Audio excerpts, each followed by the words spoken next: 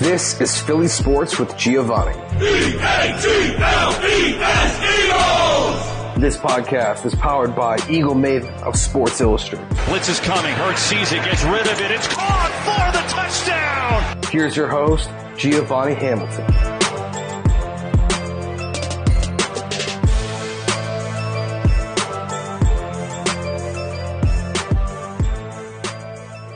Hey guys, welcome back to Philly Sports with Giovanni. Today I have on the Eagles' first round pick, Devonta Smith. What's up, dude? What's going on, man? I'm glad to be here. Welcome to Philly. Appreciate it. So I have a few questions for you today. So my first question is, what was going through your mind when you got drafted? It was really just like excitement, really just like my dream came true. Just being able to get drafted to be in the NFL. So it was just kind of like the moment is here and I'm happy for it. Yeah. And I was super happy when you got drafted. I've never been so excited for an Eagles draft in my life. Appreciate it. What are you most looking forward to playing with Jalen? Just to get back to it with him. I know he's a guy that works hard. So just getting back to it with him, just building that relationship back, getting chemistry back down. Yeah, he's definitely a hard worker. So Philly only saw 4 games with Jalen. What else can we expect this season from him? He's a true leader. And everything he does, he takes pride in it. He's going to hold everybody accountable. So, you're going to get somebody that's not going to cut anybody no slack. He's going to be on everybody. If you're doing something wrong, he's going to let you know. So you're going to get most definitely a leader and somebody that knows how to win games. Yeah, and my next question is, I was watching some of you and Jalen's college highlights. Are you guys excited to bring that to the table in the NFL? Oh, yeah, most definitely. Even before I got drafted, we talked about that, just the possibility of us getting back together, being teammates again, and then it happened. Yeah, I remember watching you guys in college, and I was like, these guys are awesome. And then Jalen came here, and I was like, oh, that's a nice surprise. And then now you're here. Yeah, most definitely. That's just something that you talk about, and then when it happens, it's just like you just speak things into existence. Yeah. Are you excited to work with Coach Sirianni? Oh, most definitely.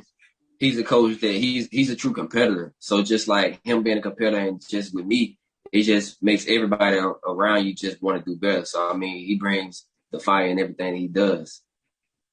Now, I asked Jalen this question when I had him on, I think 3 weeks ago. I want to be a coach when I grow up. What is the best thing that I can do to build a good relationship with my players? I would say just always be true to them, keep it real with them, always tell them the right things to do. And in the business, you gotta put your feelings to the side. It's business. You have to always, people like when you always tell them what's real. So don't hide nothing from them. Just always tell them what it is and just always be truthful. Yeah, I've been noticing that. I started really paying attention to football. Well, I've been born into a football family, and I just started paying attention to it really in 2016. And then over the years, I kind of found out it's a business, and you gotta kind of put your feelings away. Yeah, most definitely. Yeah. What mentality are you bringing to this season?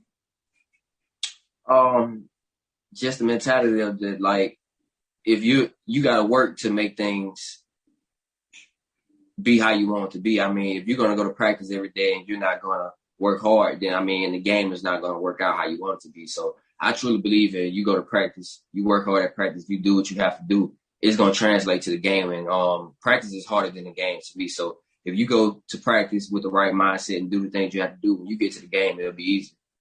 Yeah, and I think that practices aren't only to build your skill, it's to build your bonds with your players so you trust them more on the field, and that really carries through.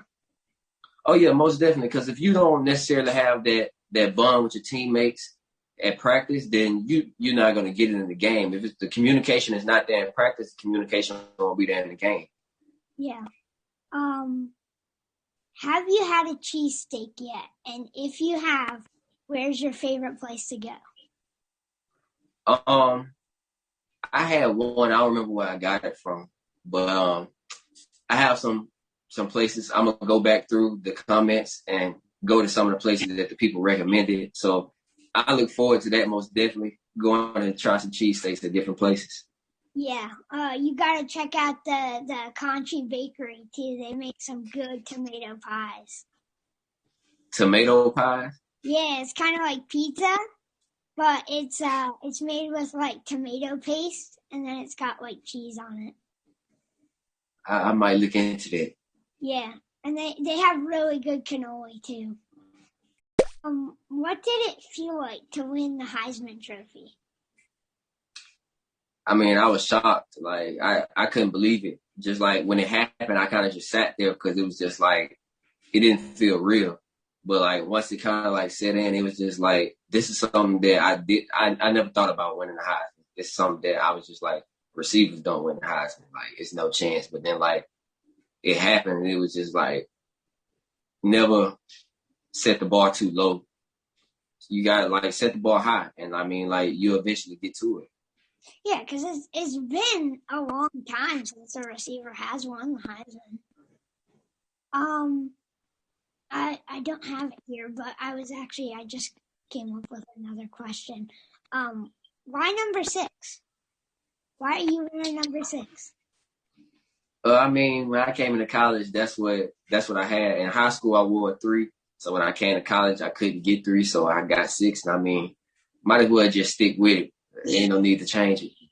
Yeah, it would be hard to change from high school to college and then the NFL. So to end off the show, I'm dying to know because people are always judging you on your size, and people are always judging me on my size because I have dwarfism.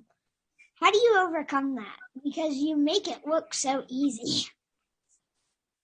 I mean, everybody's gonna have an opinion about you and what you do, but I mean, like, it's your life. You make the most out of your life or how you want to live your life. So I mean, like, what people say, that doesn't have anything to do with the way that you live your life, the things that you do. And then it's like, it's no better feeling than when somebody doubt you and then you prove them wrong.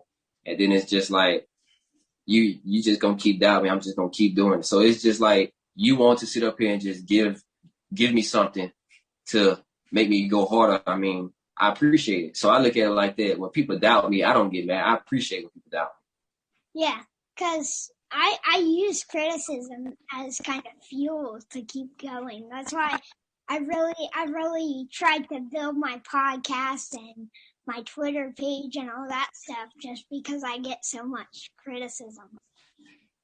For sure. Yeah. Thank you.